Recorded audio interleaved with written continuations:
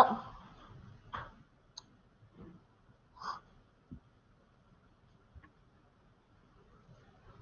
I have to hit everything twice this time. It's been cranky.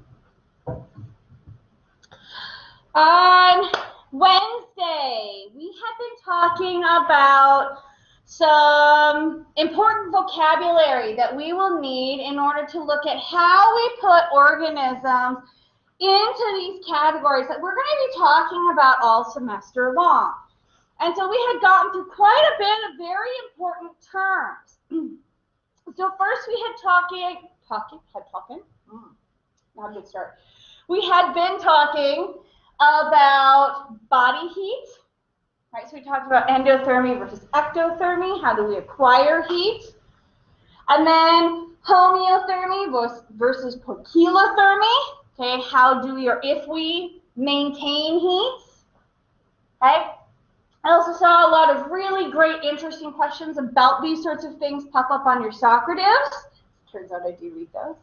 So I did pick a few of the bigger questions that were going to be completely untackleable in any sort of small way. And I tried to answer them and put those up on our eLearn page. So if that whole concept just really interested you, or you were one of those people that pop those questions into the Socrative, make sure you pop in there. I put a short video in, and they're about 3 or 4 sentences a piece. So it's a good place to look. After that, we started talking about body shapes and how different body shapes allow these organisms, of course, to be classified, but also give us an idea of what kind of habitat and movement that we can expect to find them. Right? So we talked about fusiform, right, being teardrop shaped, so it can be quite efficient in either air or water. Okay, that's reducing friction. Then we talked about land movement. So the first thing we talked about was ambulatory versus cursorial, basically being flat-footed. So I'm increasing friction with the land, okay? Or cursorial being toe-footed, so I'm reducing friction with the land. I can be quite quick. So then under ambulatory, we talked about, well, if I am flat-footed, and I'm increasing that friction with the land, then there's a lot of kind of cool things I can do with that. So we looked at some interesting adaptations that animals have used when they increase the friction with the land. Okay, and specifically, hopping, saltatorial. So we looked at our flat-footed kangaroos, okay, that use all of that extra friction to get a lot of push.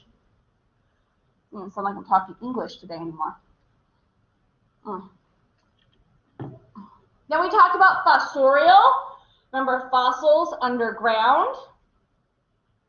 So we looked at things like our flat-footed or even spade-footed. We're expanding the size of our feet. Moles. They can use all that space and friction to dig very effectively. In the very end of class, we ended up talking about our arboreal, right? Arbor Day, right? Or tree-dwelling organisms. So they're using all of that friction and that flat-footedness, right, to help grip, right, and keep themselves up in the trees. So right at the end of class then we said, well, if we think about organisms that are arboreal, hey, there really is a lot more to this. And there's a lot of different ways that organisms can, in fact, effectively hang out in trees. So that's where we were going to expand to at the end of class. Okay, so before I bust out and we talk about these arboreal animals, were there any questions about some of this previous stuff?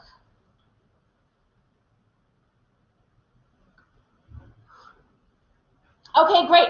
So if we think about animals that are effectively moving and living within the trees, there's really 3 different ways in which they can do this or adapt to this well. We call those scansorial, branchiating, and then aerial. And aerial is the most rare. So let's take a peek at these. So scansorial is probably what you think about or experienced at least firsthand the most. Get my colors up here. So if we look at scansorial organisms, we can still see, give me a little foot, buddy. Thank you. We're still quite flat-footed, right? We can still see that feature. Remember, this is under and ambulatory. That didn't come out either. Boy, is it a Friday, huh? So we're still using all of that friction to help hold ourselves to the tree.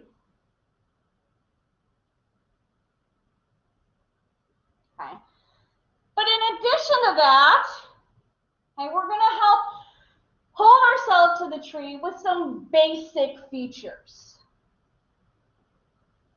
All right, so if we picture something that we're accustomed to seeing living in a tree, squirrels, chipmunks, possums, okay, anything that's going to help us stick and balance to the tree, we can see, hello buddy, right, very long claws that are also going to dig in. Okay, so these are going to really help us get that extra grip. So really, we can think of this as ambulatory plus, right? So we're going to have that ambulatory foot plus what's going to help me be effective in a tree. Okay, so scansorial is an ambulatory foot plus the claws.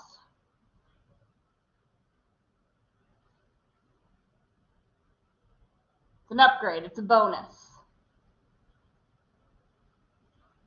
Okay, flat, frictiony feet and claws that are also going to help me stick.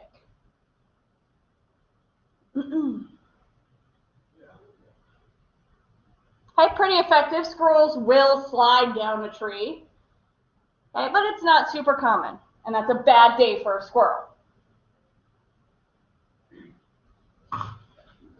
So let's say scansorial, scratchy. Okay, we'll kind of ish start the same. I don't make these words up yet. Just do my best with them.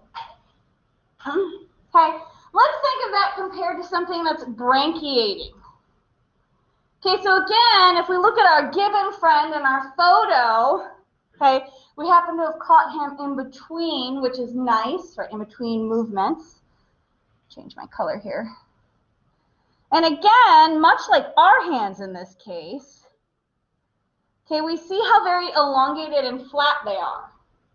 Okay, so again, we have that nice flat surface, okay, for increased friction, and both the hands and the feet, of course, just like our squirrel friends. Okay, we call them hands and feet, whatever. Depends on the organism, right? Front and back, whatever. Okay, key here is increased friction, okay, allowing them to really hold on to those branches. So again, ambulatory plus, right? Okay, the big key here, okay, our plus, is we've reoriented the pectoral girdle. Okay, so if we think of these guys, is that my buddy? Okay, or most organisms, right, they've got this sort of like downward facing body shape. Please forgive my drawings. Head. Okay, yeah. Okay, we all can kind of imagine that situation, right? All there, picture a cat, like their joints are all facing downward. Okay, but as we think about a branchiating organism, they're oriented like we are. Okay, where instead, they look like this in lab too, so you guys might as well just get accorded to them. Okay, we have kind of a star-shaped body, right? Our legs point one direction. Oop, you need a head, buddy. And our arms point in another direction. You have the monkey bar shape. Okay, so this allows you to grasp and swing.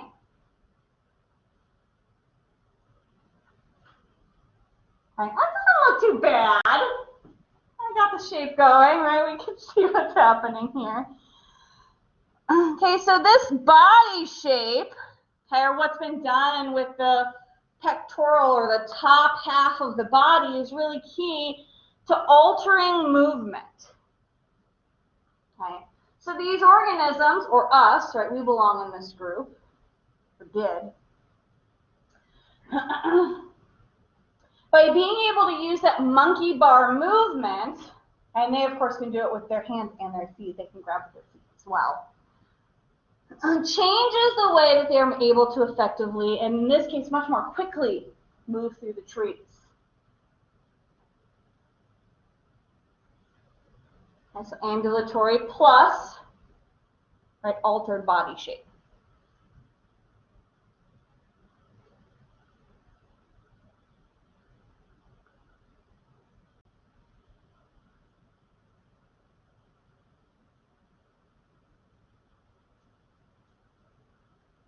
Okay, feel okay so far? Okay, last but not least, we of course have aerial, literally in the air. Okay, so now for all of these guys, I happen to have a bat up here because all of my other examples were mammals, so I stuck with a mammal. We still have, poor little guy, your feet are teeny. Okay, but size notwithstanding, still flat. So when a bat touches the ground, okay, if we picture a bird alternatively,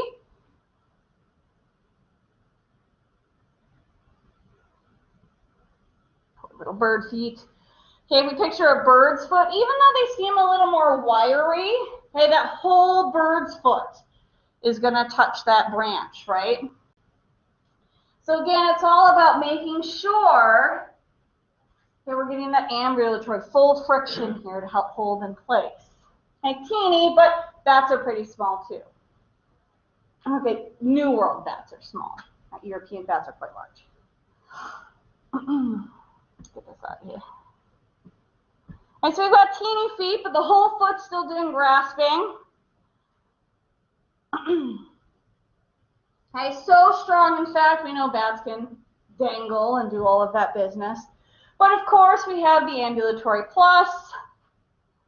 And our plus that's going to make us more effective is we're able to fly or move between the trees.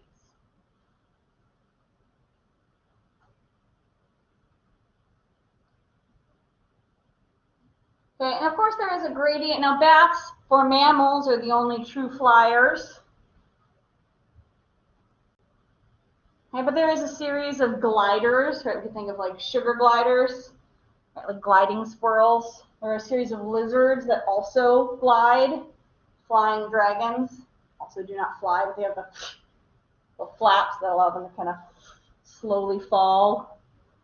And all of those things are also really good for arboreal living. Okay, we have the cute feet, allow us to stick to trees, okay, and then we're still able to sort of flit very nicely from tree to tree. So these are really good arboreal adaptations. Okay, allowing you to stay up and off the ground. And that's the key. Predators are big, most of them are on the ground, so anything that keeps you off the ground is going to be effective.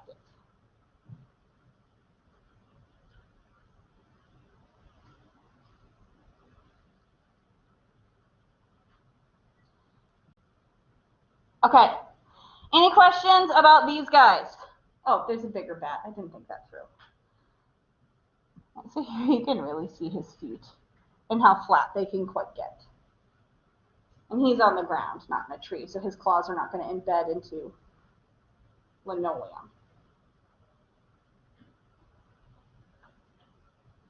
And here you can see again that bird foot, right? Splayed out very nicely, quite flat. Much better than my sad little drawing.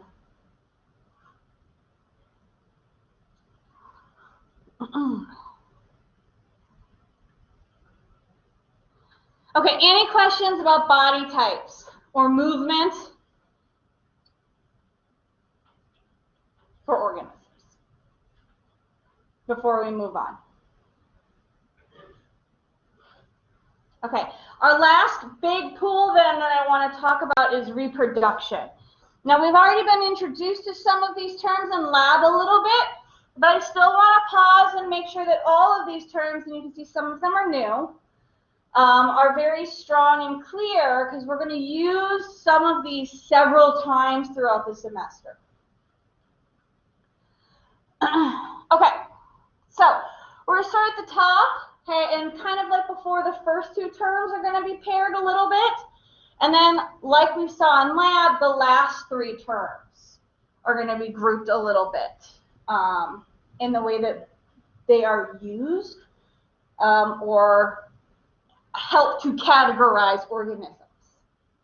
So let's start by talking about hermaphrodism and parthenogenesis, which are probably the most unfamiliar terms of all the ones that we've used. Although you may have heard some of them used before, actually pulling out specific definitions are what we want to do today. So let's look at hermaphrodism. So we've probably all heard this term used before, and if we're very unlucky, it's not here to use nicely. Okay. So the key with the hermaphrodite, as we know potentially, is that there is an organism that has both male and female parts. And the key is functioning. Okay. But there's a really important key here for any organism that's like this. Okay. And we'll see this a handful of times. I'll give you some examples in a hot second. That's not just a snail. Okay, so I have an organism that has both male and female genitalia. Okay, they often are not located in the exact same spot, but maybe close. Okay, but the key here is these organisms can't self. Okay, so this is different than what you may see during plants, which can do this sometimes. All right, so like we see with our snail friends here, even though I am both male and female, I can't fertilize myself. I still need to find a separate individual partner to mate with.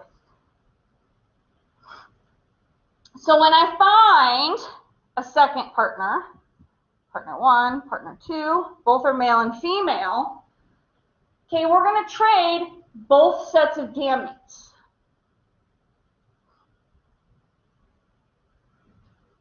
Okay, so snail number one, for example, okay, is going to use its male genitalia to mate with the female parts of snail number two. So snail number two becomes pregnant, right? By reciprocity, snail number two is also going to use its male parts to mate with snail number one. So snail number one also becomes pregnant. All right, so it's a very efficient system.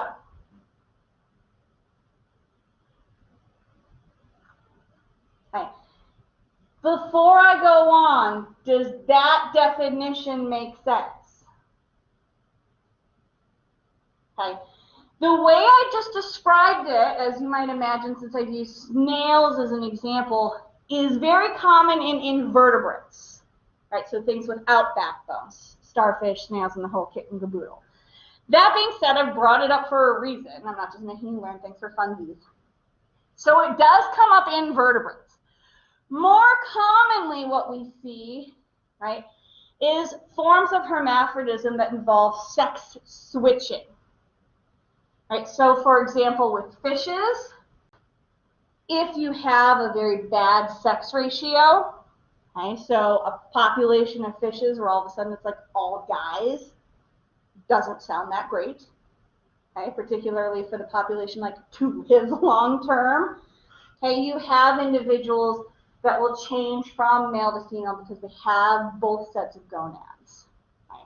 It's very rare for vertebrates to act as both males and females simultaneously, but they have both sets of males and female gonads and can be either male or female as needed. So, for example, in the movie Finding Nemo, everyone's kind of familiar with that one, okay? Marlin, the daddy, okay, when everybody horrifically died, would have turned into a girl and been Nemo's mommy. Also would have probably mated with Nemo and made a whole bunch of new little babies, but it's probably why they left that out. Okay, but this is what those fishes are kind of capable of doing when they kind of get backed into corners like that. Okay, and that's all part of being hermaphrodites inside.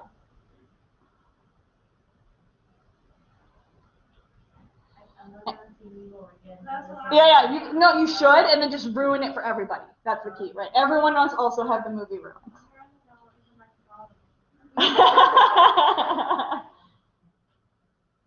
It's a fun movie, but they all die like 8 times, so it's fine. Okay, hermaphrodism make good sense? Okay, valuable. All right, let's compare that to, we'll come back to that. I'm going to do that at the end. Let's compare that to parthenogenesis. Okay, parthenogenesis is actually way more common and way more cool. Okay, so I like to think of parthenogenesis as like the mythological Amazonian version of breeding. Right? So Amazonians were like the women warriors, right, from like mythological legend. You ever watch like Xena or Hercules, right, the classic show on TV? So parthenogenesis is basically when we have only one sex. Okay, and really when we say that we mean females. And so when we have a population that's only females, our females can go through some kind of a sexual process, right, and lay unfertilized diploid clones. Okay, so let's back up and walk through what did she just say, right? Holy crap. So let's look at some population that actually does this. So I have 2 example populations up, okay? Several species of lizards, for example, like whiptail lizards that live out in some dry areas, like off the coast of California. And several species of sharks. In fact, more and more species of sharks just seem to kind of do this when they are super lonely. So a bunch like in the zoos in the last 10 years, just like, oh, guess I'm having babies.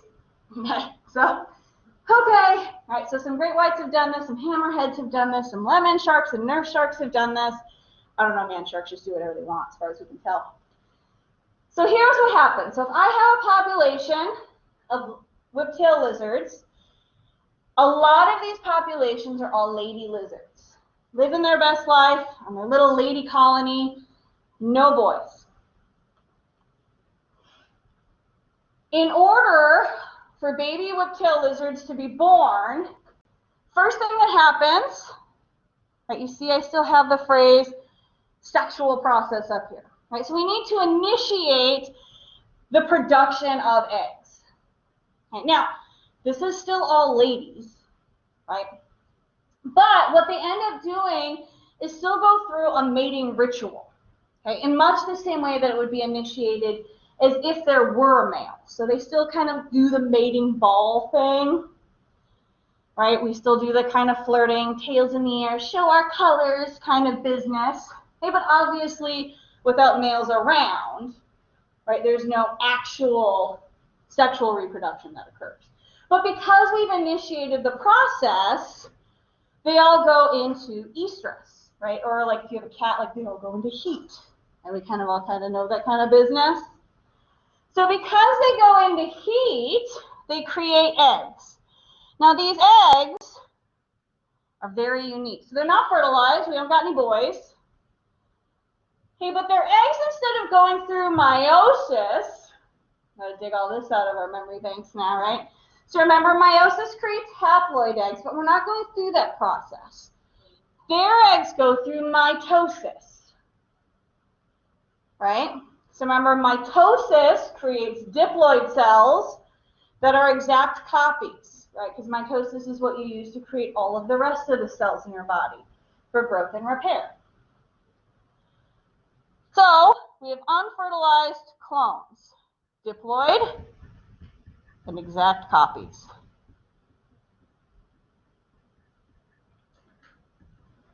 So mama lays eggs, okay, that are exact versions of her own cells.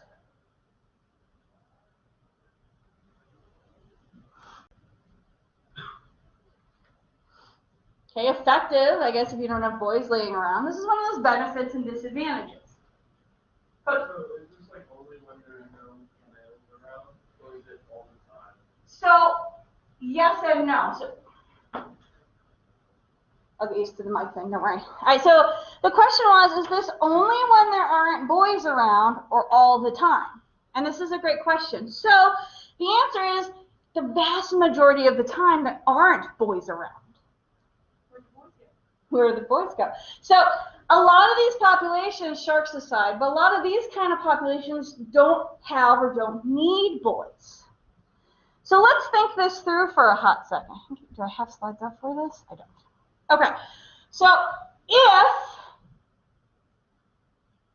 I'm a population of all ladies, okay, why might I do this? Why might I continue to perpetuate a population of no boys? Ladies only, clones only. Why would I do this? Okay, jokes aside, very seriously, what would be the benefit behind doing this? Continual production of flies. Okay, so it's quick. I can get continual, fast reproduction. What else might be a good reason? Why do we do sexual reproduction in the first place? The real version. Diversity. So why would I not do that? I don't need it. Okay, that's exactly the case. So any place where this is happening regularly, these individuals live in very, very stable environments. Okay, they're living on islands, right, or peninsulas or areas of land that are not changing. They have very stable weather patterns, very stable climate patterns, right, where it's not really to their benefit to have a lot of diversity. But doesn't it affect the evolutionary changes in that case? It can. So that's an excellent point. So her question is, doesn't that affect the evolutionary capacity in these populations? And it can, and it does. Okay, now, all of these populations can make boys. Okay, so there's a switch where they can turn on the ability to make boys. It's very weird. Okay, but they do have those genes stored. Right? And so every once in a while, a few boys are born into the population, okay, and regular stuff happens. Okay, but that's usually triggered by, right, bad weather or a big change. So most of the time, we're doing this sort of business. And the Amazonians live on. Okay. But Maria's point is true. If a quick change were to happen, you could very easily wipe out an entire population before they had the chance to respond to it, because the diversity is not there.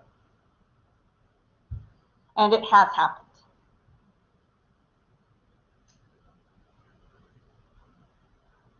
Okay, any questions about hermaphrodism or parthenogenesis?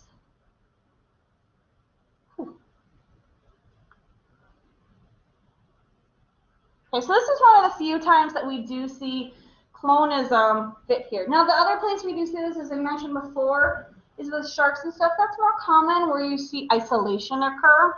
Okay? Sharks are not hanging out in colonies, right? So you often see this in lady sharks that have been alone a very long time, right? So this is more like a virgin birth thing in lady sharks. Or the one in the zoo just really, really hated her partner and like rather did the virgin birth than do it with him, which was kind of strange. Can't force love, man. Okay, so let's look at our other three terms. So we had viviparity, oviparity, and ovoviviparity. So let's look at viviparity first, or being viviparous. So viviparity, I want to think like being vivacious. That is possibly the worst handwriting ever. Okay, or being lively. It's another term for being lively, right? This is kind of how we kind of remember this. Right, so viviparous organisms are organisms that live bear. In other words, their offspring are born alive. Okay, now there's two major keys to this when we look at this. This is telling us both how are your offspring born and how are they in vitro. In other words, before they're born. Okay, so this also means that they're alive in utero. Okay, so if they're alive in utero, okay, this also means that they have to get their nutrients from somewhere as well, right? Because they're alive, kicking and moving around in there. So our nutrients have to come from something while they're in there, kicking and moving around and growing. So that nutrient form is called matrophy. Literally, matro, mother, and trophy, to feed. So to feed of mother. Okay, now, how exactly this looks does have a variety. We often think of this like the way mammals do it. So we have the placenta situation. Okay.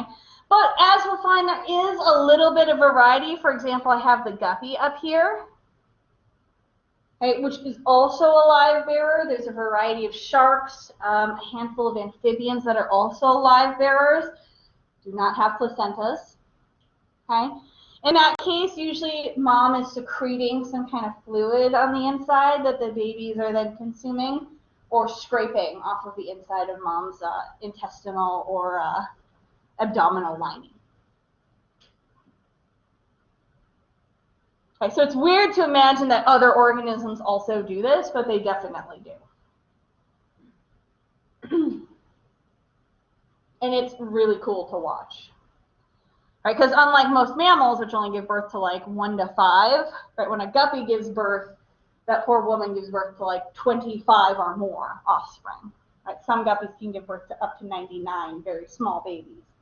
Very cool to watch.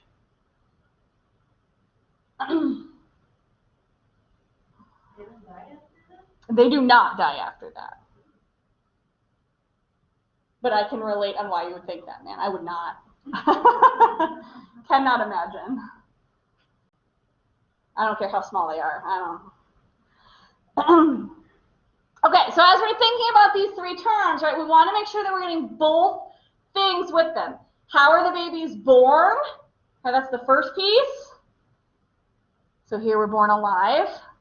And how are the babies fed before they're born? Okay, what we call nutrient partitioning. Okay, in this case, mom, right? They're getting their nutrients directly from mom.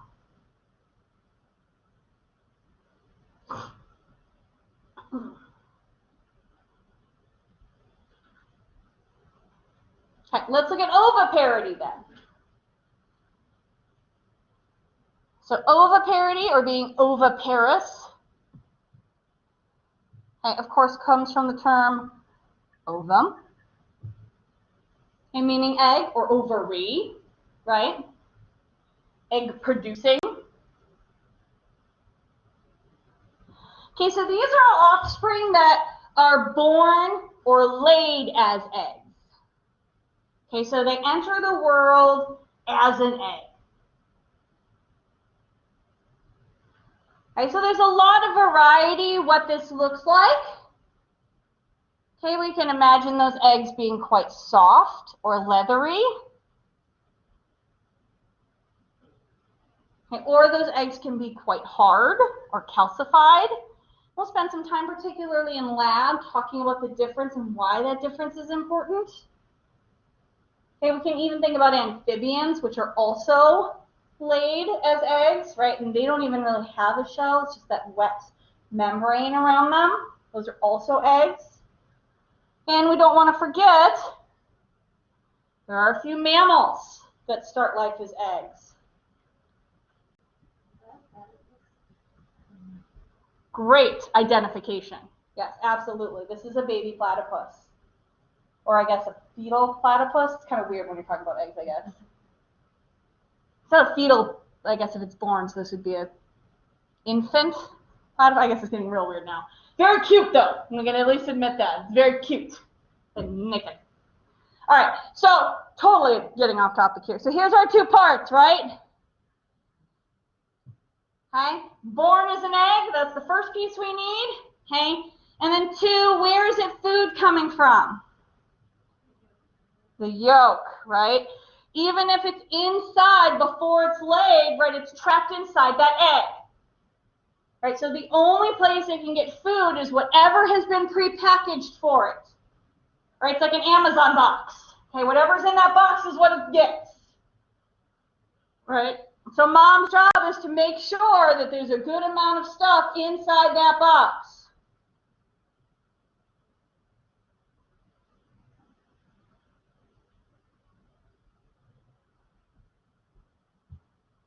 All right, lastly, ovoviviparity. A mouthful. Okay. So as you might imagine, this is combining the two prospects from before. So we're going to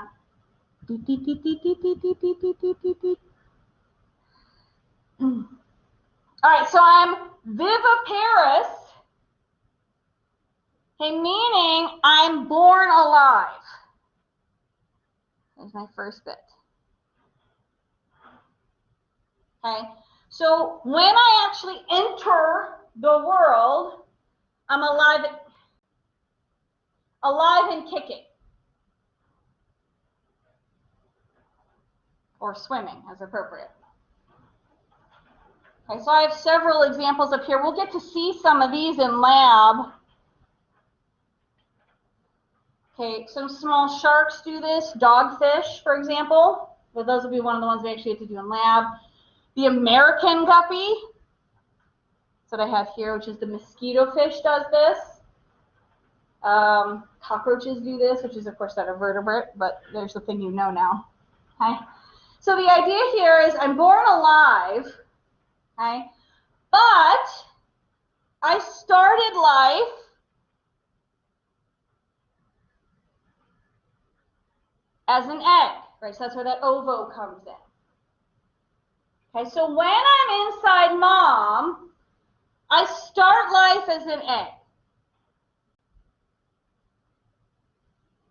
Okay, but before I am born, my egg hatches inside mom. Okay, I will probably continue to do a little bit of growing. Okay, and then I'll be born alive, right? Because I've already hatched. Okay, so I'm born after I've hatched. Okay, here's the thing though, because I've already hatched, but I started as an egg,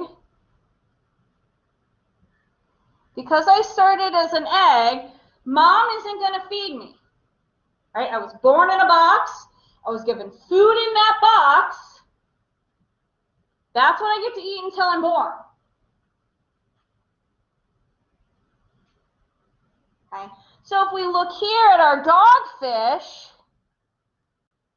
okay, we can actually see the yolk sac, right, or the yolk from the egg still attached to it. So this is a regular hatched dogfish, okay, with the yolk from its egg after it's hatched. Okay, now sometimes animals do get real vicious, just like mammals can absorb twins in the womb. Okay, same thing happens here. So in addition to its yolk sac, it may eat its brothers and sisters, but it won't eat mom.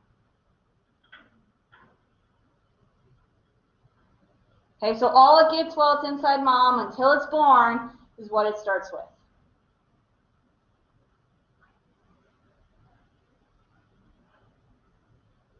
Okay, so ovoviviparity kind of has the benefit of viviparity, right? I'm safe, I'm protected inside mom, I get to grow in there a little bit longer. So baby has that benefit, okay? But it has the benefit of eggs for mom in that I don't have to invest some of my energy into baby, right? I already gave them a prepackaged bottle, okay? So I can keep feeding myself. Does ovoviviparity make sense? It's probably one of the harder ones. Once they're born, they're still dependent on their mother, right? For ovoviviparity? All right, so her question is, once the babies are born, are they still dependent on the mother? And the answer is it depends, right? So for any organism under any of these reproduction types, whether or not there's parental care is really species dependent. So for sharks, not necessarily.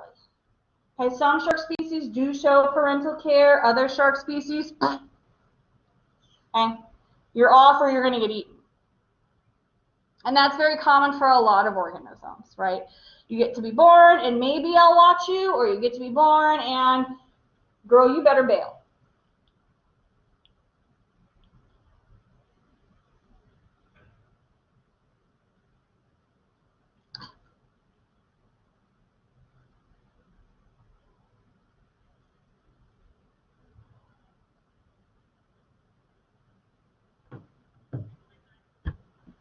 Any other questions about this? Or anything we've talked about today?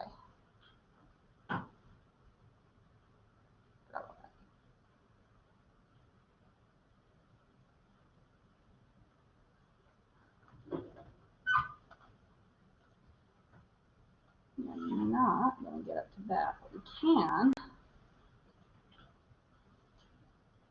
do this. Okay. So I have a Menti up.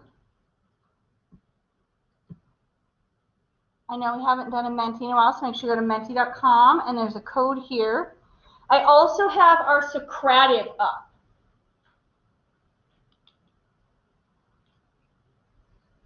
Oh, shoot, I put our first day exit ticket up.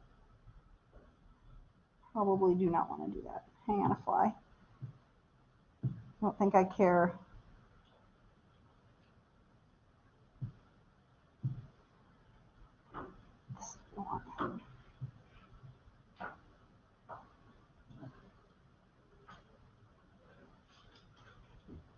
Not sure. Now I have a Socratic up. So please make sure that you do both of those.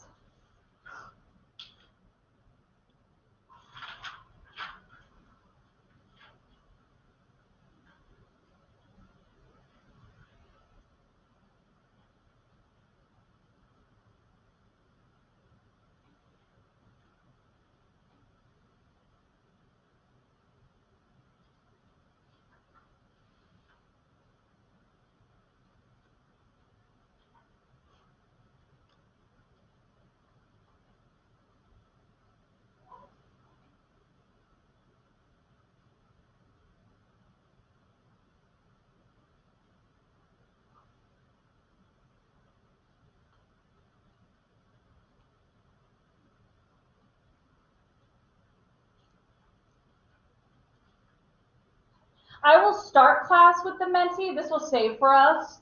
So once you've done both the Menti and the Socrative, my back two rows can go. Oh, just go ahead and put Menti. That's a great question. I'm sorry. Let me put that on here. Thank you.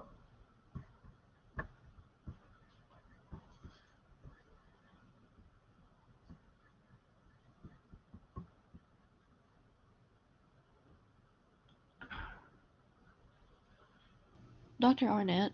It's a little bit confusing when we end on these activities.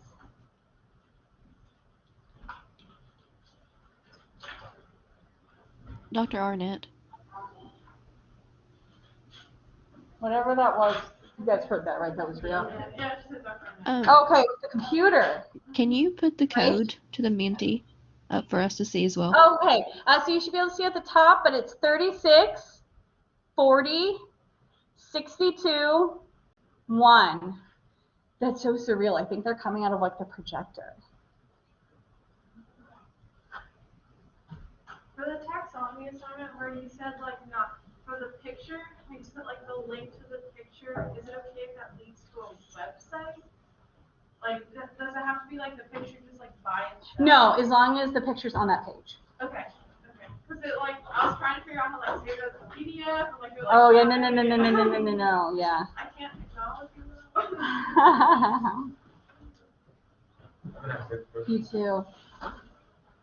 All right, everyone else, when you finish both the Menti and the good gracious, excuse me, the Socrative, you are free to go. Please have a wonderful lunch and a very calming weekend. And I'll see you all first thing Monday morning.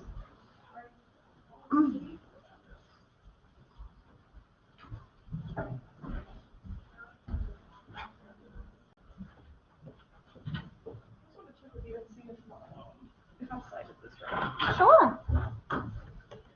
So that's what it worked because on citation machine, I cited the APA and it like kept doing the wrong way, like how you said not to do it, and then I finally got that. I don't know if that's right or not. No, so you definitely need your author, the year, and the title of the website. That's what I was thinking. Yeah. Do you know like anywhere I could go to do it? Like I don't really know how to like cite online, and I usually use citation machine, but it was like not working for this. Yeah, so citation machines do weird things. So what I would do is use the Purdue OWL.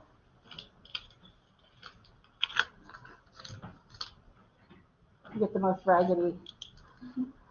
So if you just Google search, see, this is what I do every time.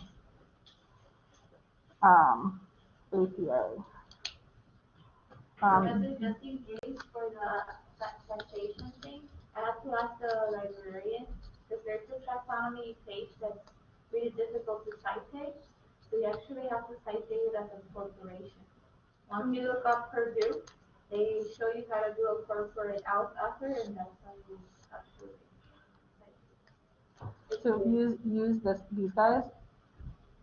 If it's even remotely close to what they say, you'll get it. Okay, thank you.